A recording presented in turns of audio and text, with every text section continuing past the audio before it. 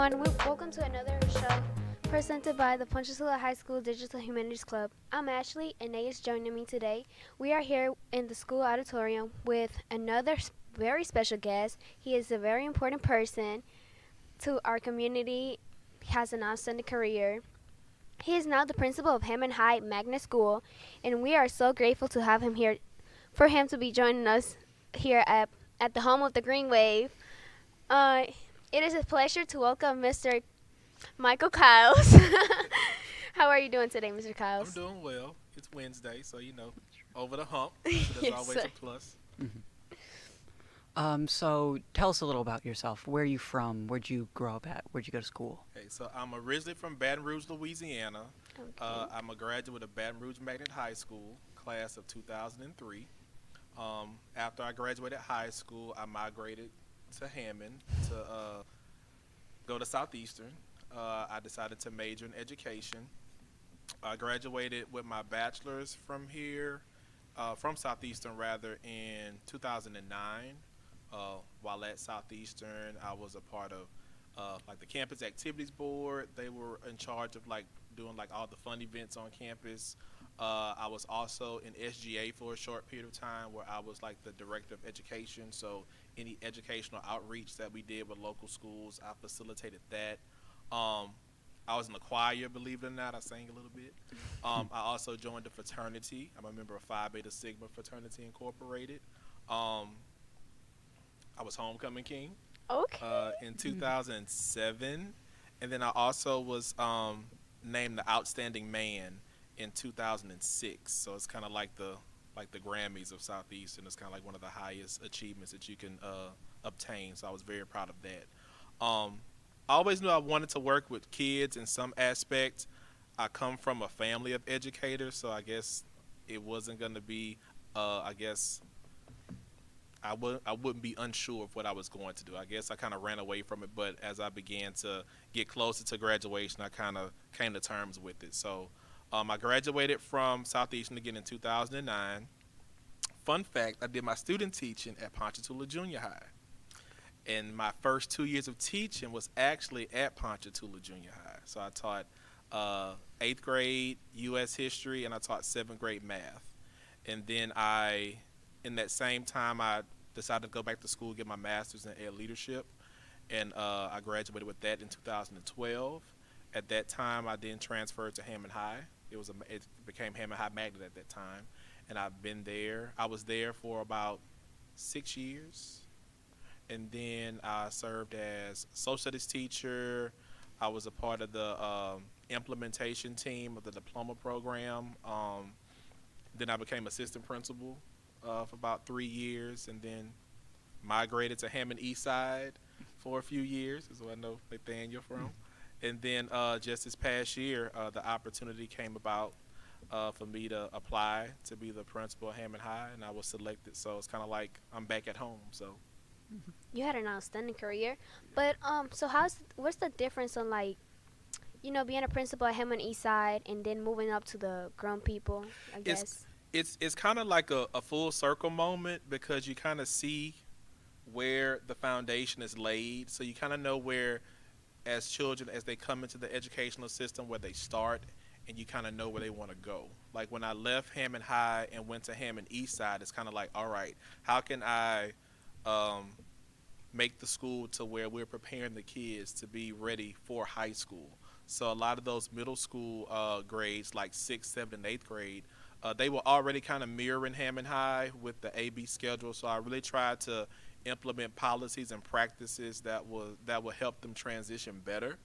Now going back to high school is kind of like I know some of the areas that the students may need more support in if we want them to be able to graduate within that 4 year time period.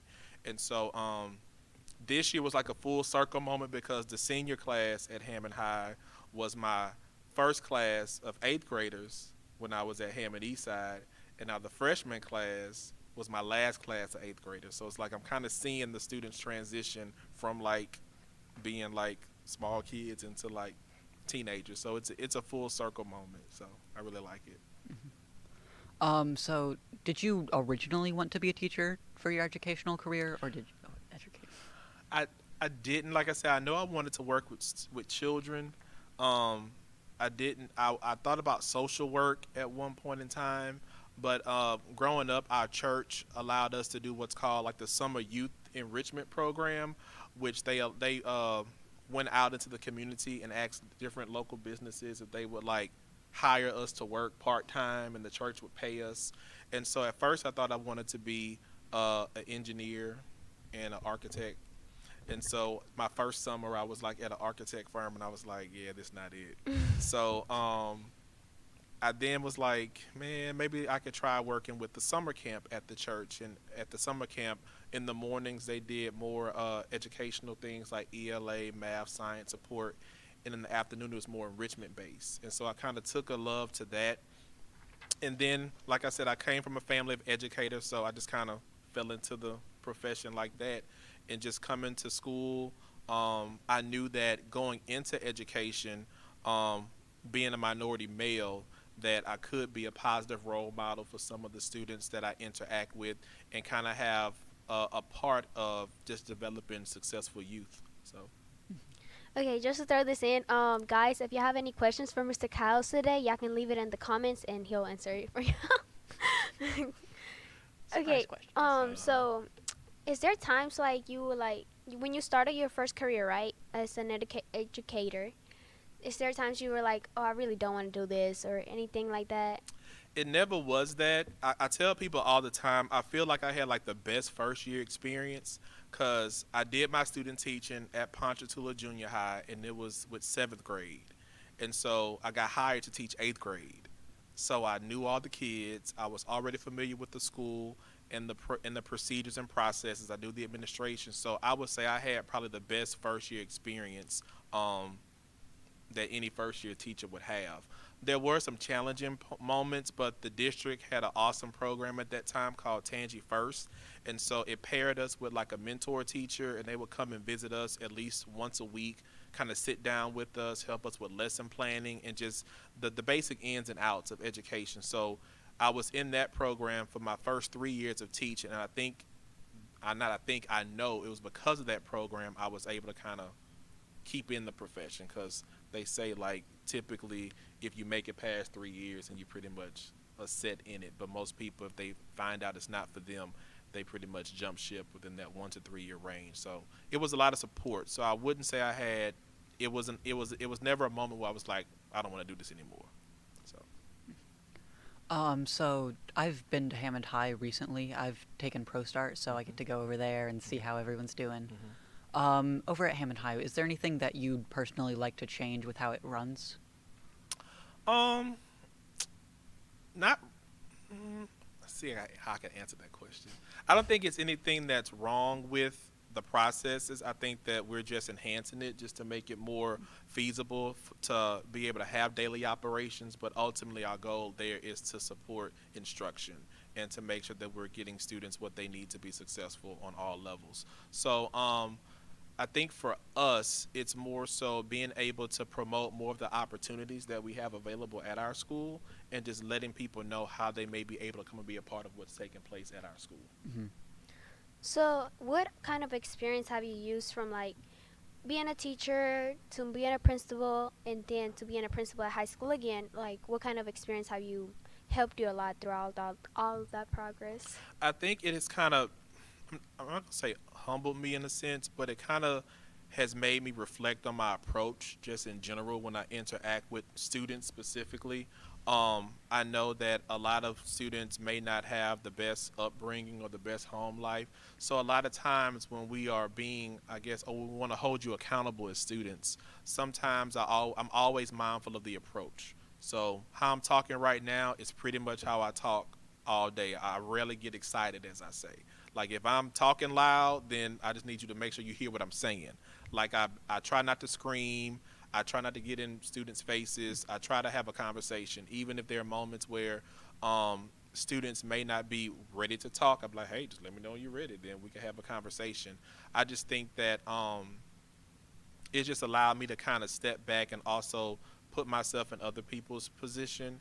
That's the teachers as well. So I know I was a little bit late today, but we had a meeting today where I had some teachers that wanted to come together and be some thought partners on some policies that we have to make some changes with at the school. So I try to be open to hearing suggestions and recommendations. So if it's anything that I've learned, it's just to come with an open mind, be open to different opinions and perspectives. So I feel like when I do that and make myself available, when I make decisions, I have all things to take into consideration.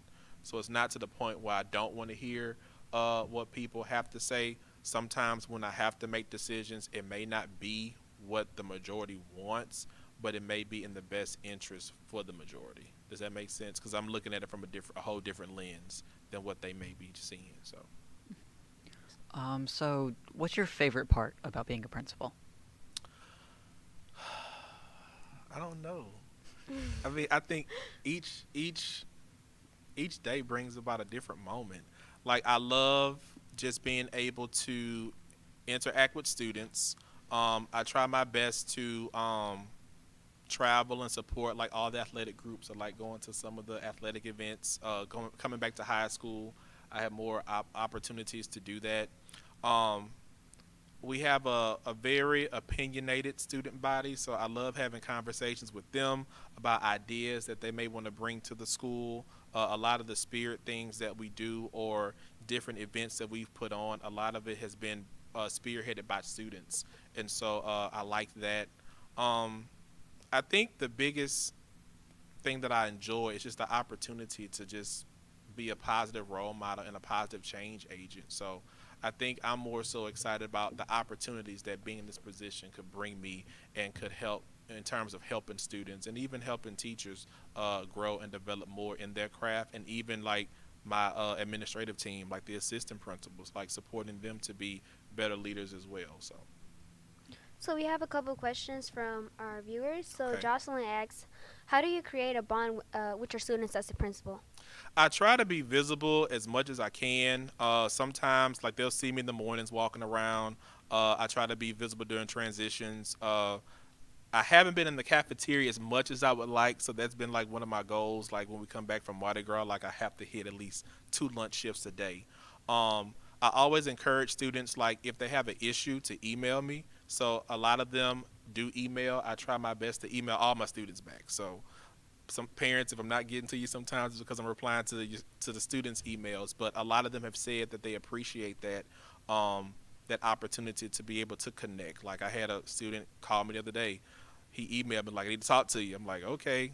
I asked the secretary to call him down, and he was like, I need to make sure my attendance is straight. I was like, okay, well, let me show you how to check your attendance. So for them to be comfortable enough to email me and talk to me, and just letting them know that I am available for them to talk. If it's something that I don't feel like I'm, I guess, knowledgeable enough to answer, or I feel like it may be something that's not in my lane per se, then I will always try my best to direct them to someone that can help them with those situations. But being visible, trying to support them when they do any type of extracurricular events, things of that nature. So I try to show my support as well. And I think them seeing me support them is a way that I can strengthen that bond with them as well.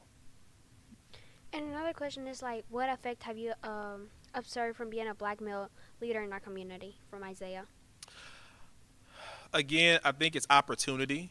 I think when most people look at education, I mean, you don't see a lot of people like me, and so I feel like just my presence, being on that campus, can be like, hey, like I may not can be like Mr. Kyles, but Mr. Kyles is a positive role model that I can look up to. Like I told them as well, being in that position, it's something that some people may not have thought would have ever happened. I'm the first African American to hold that position as principal of the school. So it's one of those things where I try to be a positive role model to them. I do see a lot of opportunities for growth. It's just being able to expose them to what they are able to achieve. I think a lot of people feel as if high school, getting a high school diploma is it, but there's still a then what after that. Even though it may not be college, it may be you going to the workforce. It may be you going to a junior college. So being more proactive in trying to make sure that they understand what opportunities they are afforded at the beginning like unfortunately we do have some students that may not see it because they may be too far gone, and we're just trying to figure out what would be the best path for them.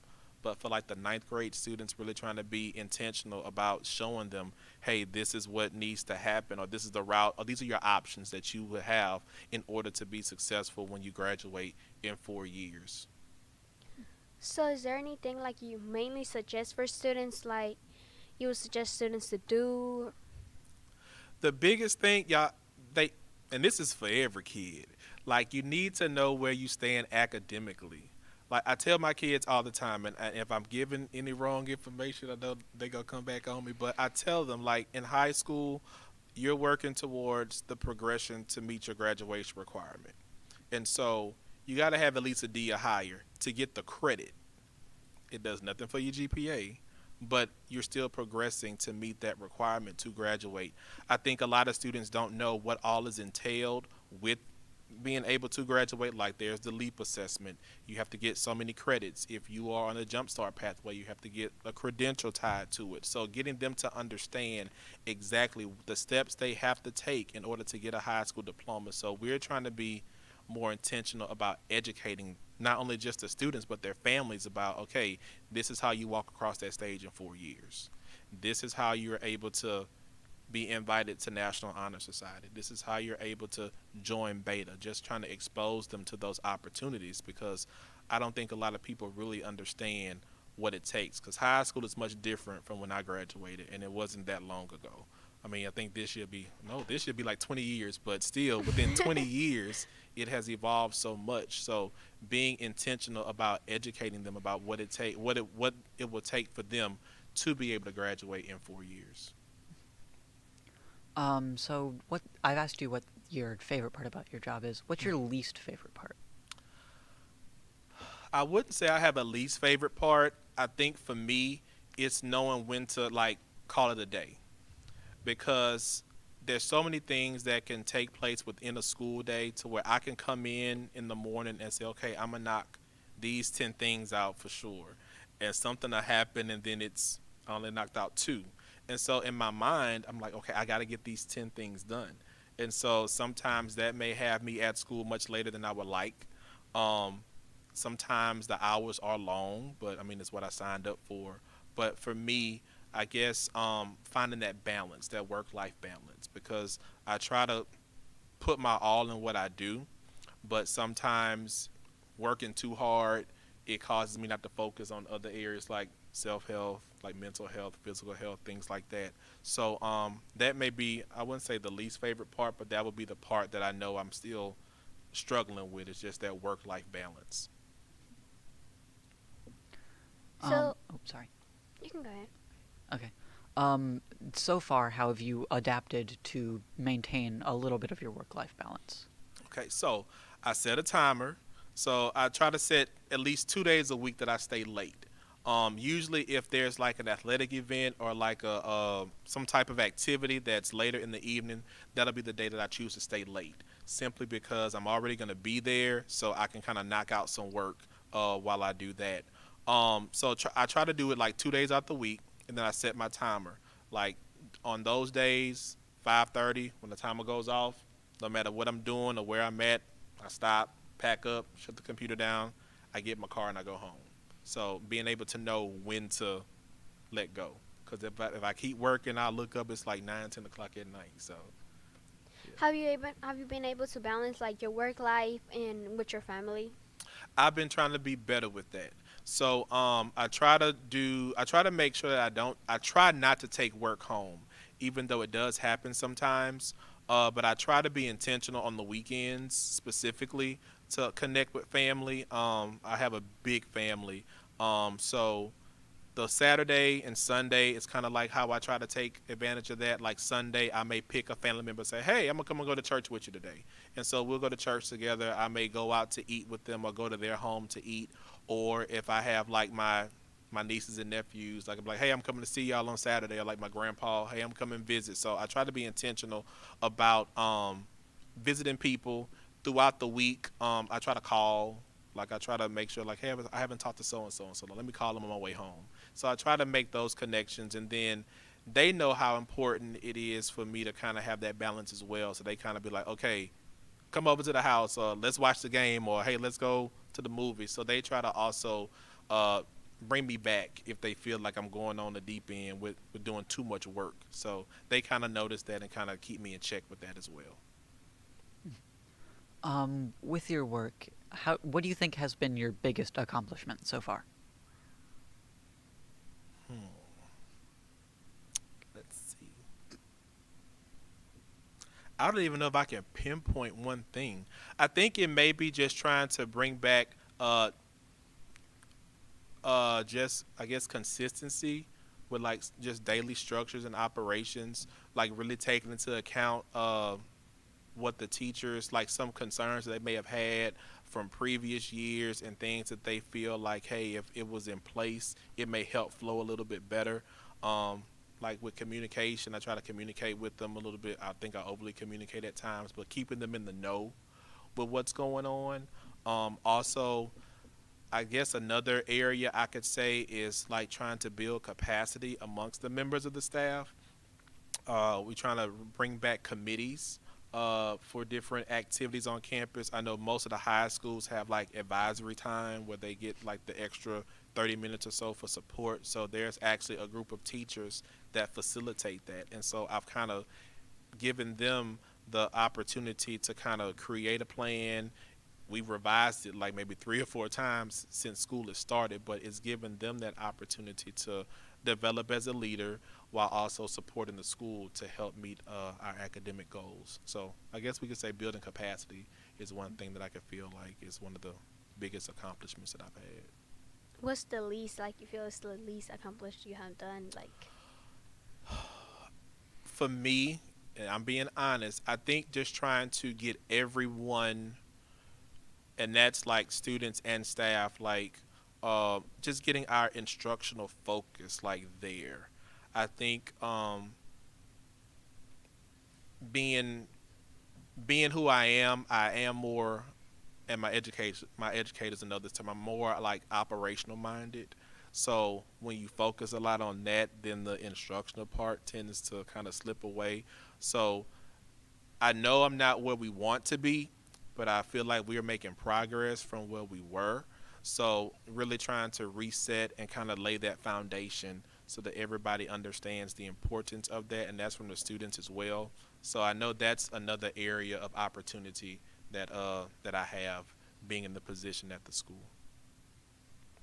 so we have another question from Natalie, and she asks, what are your expectations that you have for the teachers and staff? Um, Come to work on time, be engaged with your lessons, uh, don't veer off on the deep end, and just kind of try to build relationships with your students. I think that's the number one thing that is tied to success in the classroom. I know I tried my best to have those relationships with students, but also hold them accountable.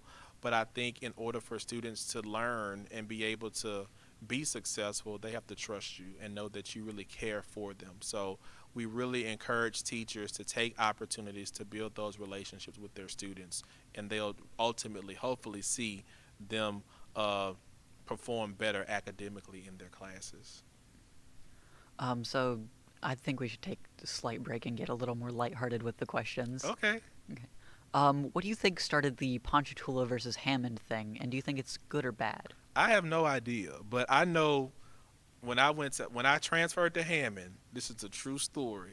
It was like the first Friday, and I came in there with and I tried to wear it. Unlike today, I tried to wear like a shirt and tie, slacks, and I think I came to work with like a green button down and like a green tie, and I almost got ran out the school. They're like, "Don't you ever come to this campus?"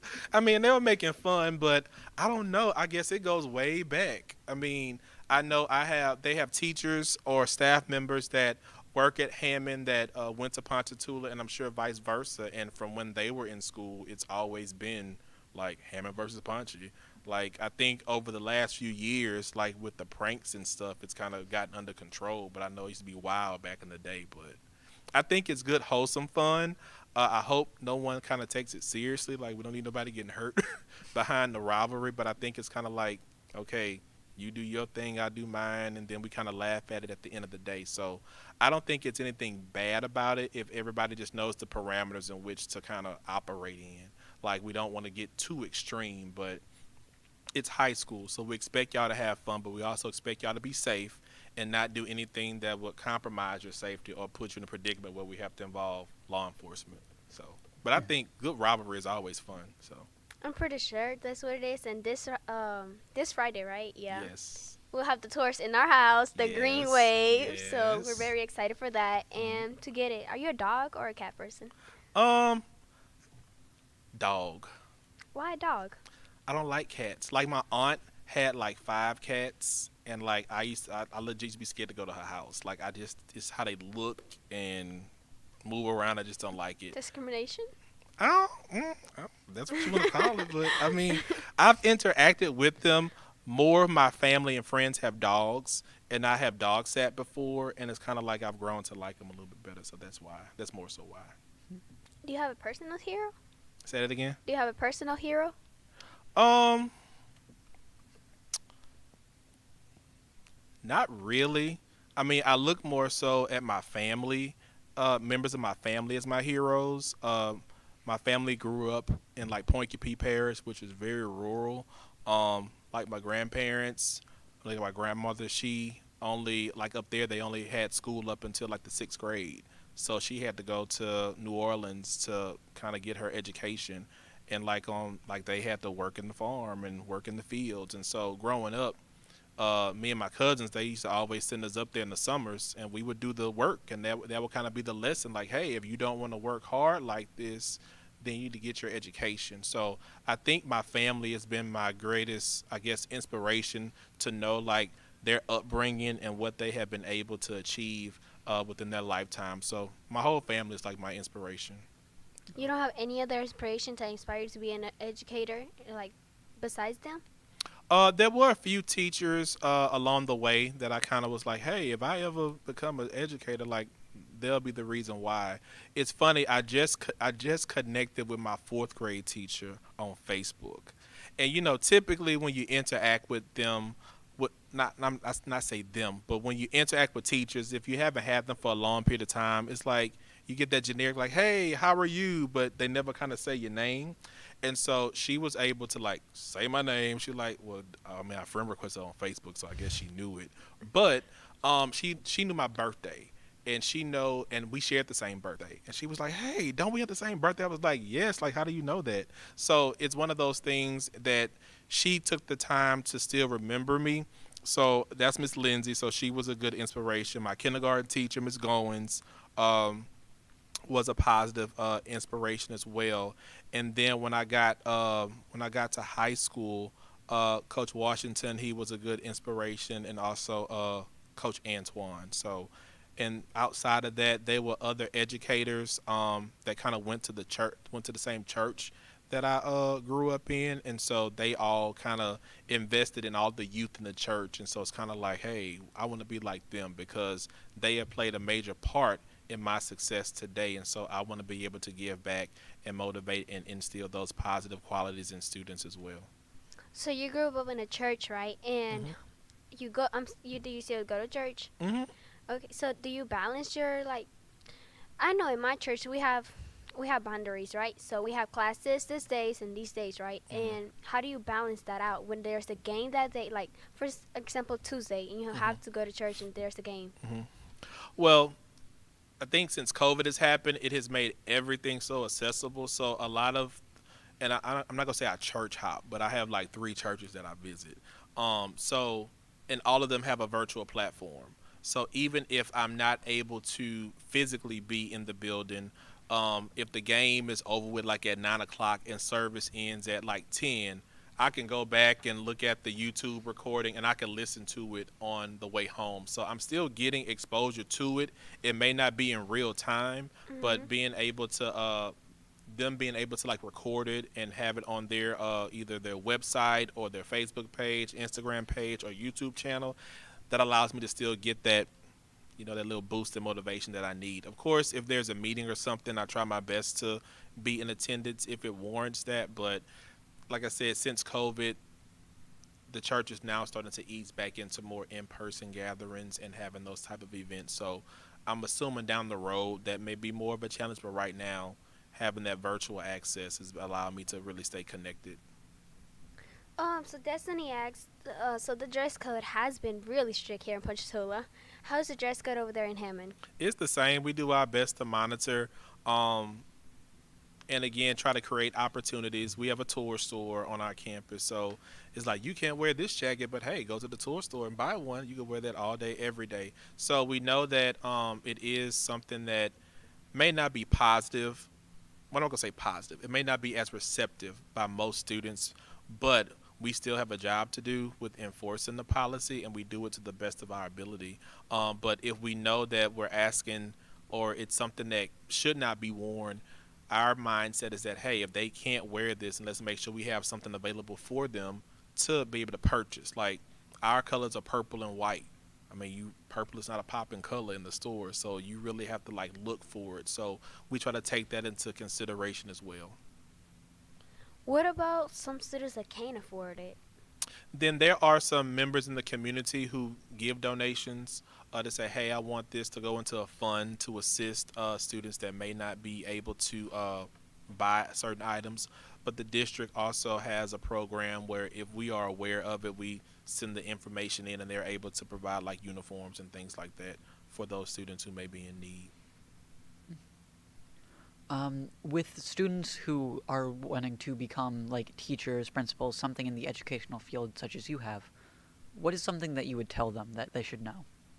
I mean, make sure you like kids, one, because a lot of people say that, hey, I want to be a teacher, I want to be an educator, and like they have that first methods class, is like, oh no, I can't do this. So if there are opportunities for them to volunteer, like maybe with summer camps or with daycare centers, even some high schools I know have like some early childhood classes, like getting that early exposure to really see if that's what you want to do, so that you're not wasting your time when you get to college. I'm not saying you won't change majors or switch content areas, but if you have opportunities to be exposed to those experiences before having to make that choice, that will probably be the best thing that I would suggest that they do.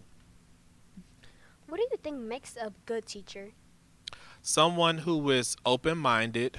I've already talked about being able to establish positive relationships, but always having a willingness to learn.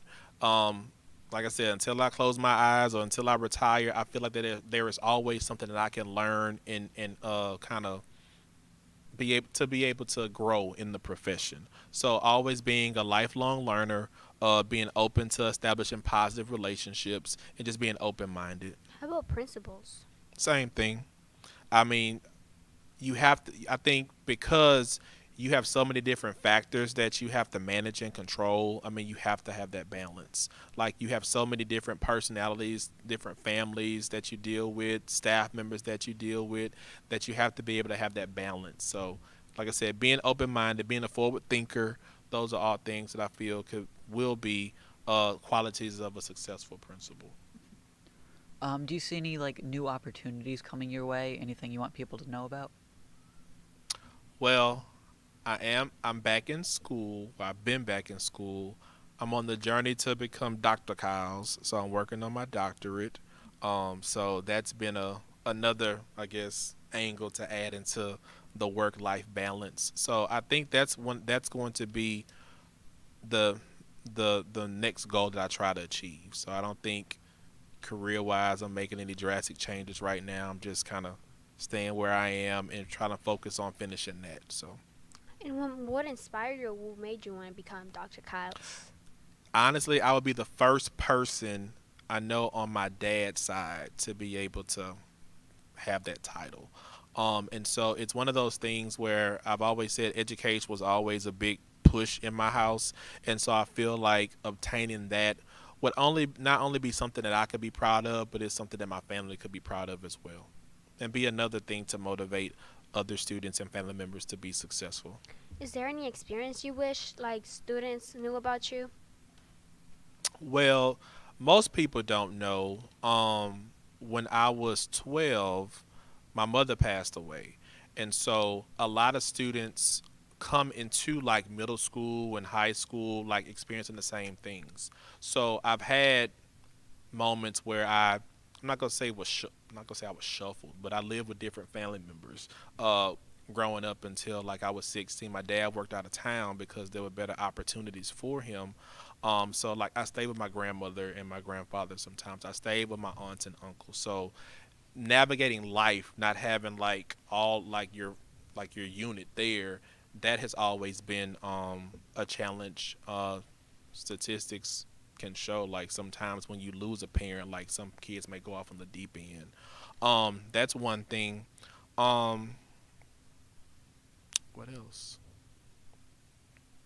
I mean, I'm not saying I had a hard life. I mean, I had challenges. So it's never been a moment where a student may have come and spoke about something that I haven't had any type of like experience or exposure with. So I feel like that's another way that connections are able to be made and kind of establish those positive relationships. Um, so yeah, I think probably the death of my mother was probably the biggest like oh god, like what's next type thing, because at that point, and I say this all the time, I felt like as a 12-year-old I had to grow up. So a lot of the luxuries that most teenagers have or are able to experience, I didn't have that because it was just me trying to navigate this new normal. And with that, in my opinion, I felt like I took on more responsibilities than what your normal 12 or 13-year-old would do. And that's kind of how I've been navigating up until this point. So. And how about like teachers, parents? Same. Say that again. How about like teachers, parents?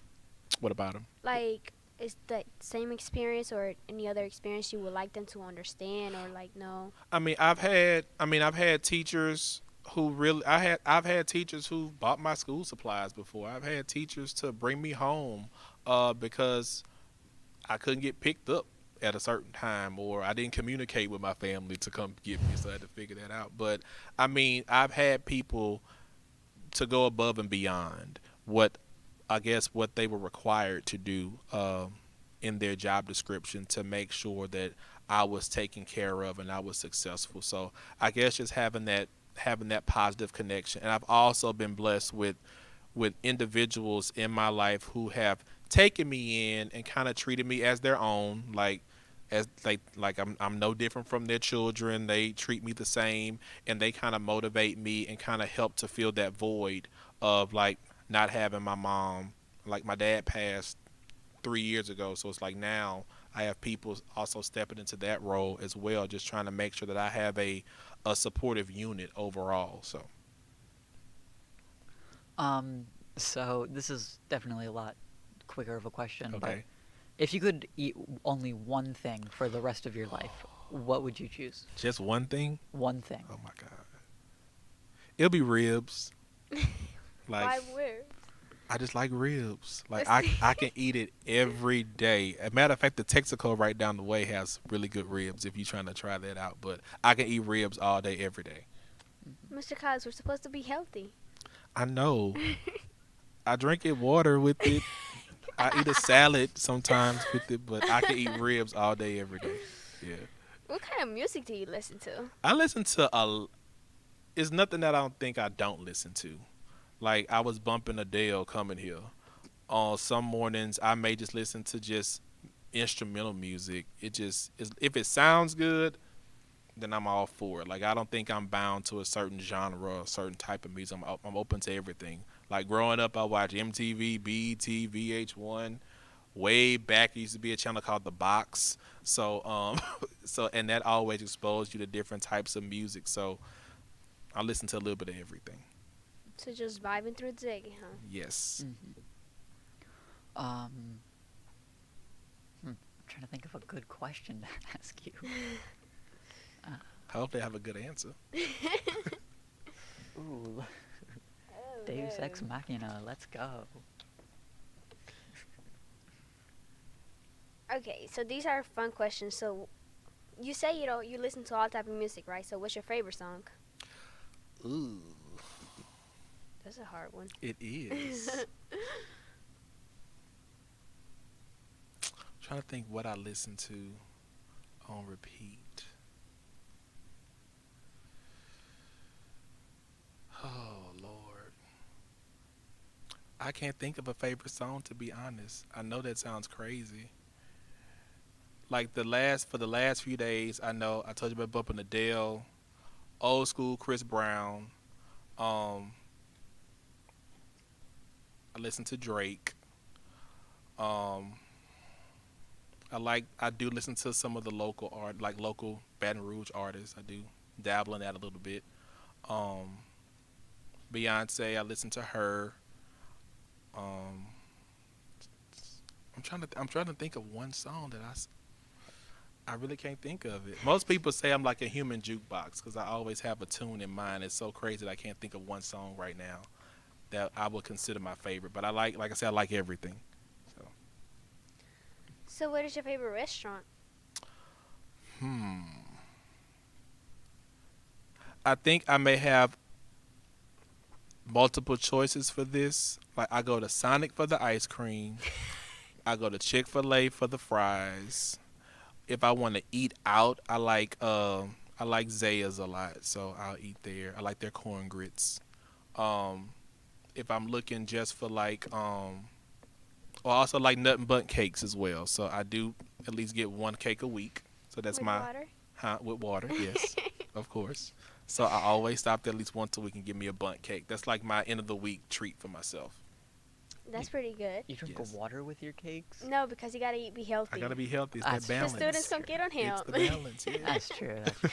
Okay, so to start wrapping it up, this is gonna be like the last question. Aw. How do you feel about the current education system, especially with Tangipahoa?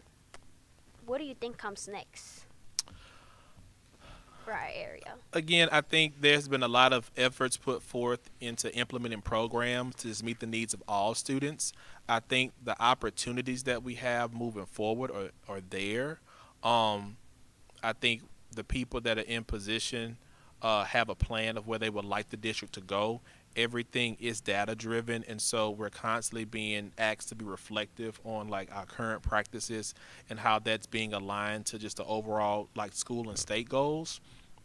I think we have a lot of great things going on in this parish. We have a lot of great students in this parish, and so I think once we are able to because I think we're coming out of that COVID hurdle right now, and I think this is like our first normal school year in a while. So I do feel like after this year, we're gonna start to see that increase of the greatness that we know we've always had, and kind of taking into account all those I guess COVID learning struggles that we've had. So the opportunity is there. I think the structure is being put in place. I think Ms. Stilley has done a great job of putting people in positions to where she feels they'll be most beneficial, and also doing her best to make sure that we have the appropriate supports in place. But there's always room for growth, so I'm looking forward to see where it will grow in the next 3 to 5 years. Sounds pretty great. Well, guys, this has been an incredible show. I cannot speak anymore. It has been a great show because of our special guests. We're very honorable to have you here today. Like, this has been amazing. Yeah, thank y'all for having me. We thank you so much, Mr. Kyles.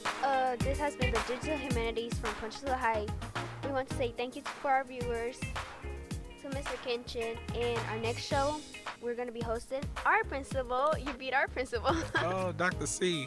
Shout out to Dr. C. All right. Yes. We're going to be interviewing her next Thursday at 4 o'clock. So we hope to see you guys. And thank you very much, guys. All right. Thank you.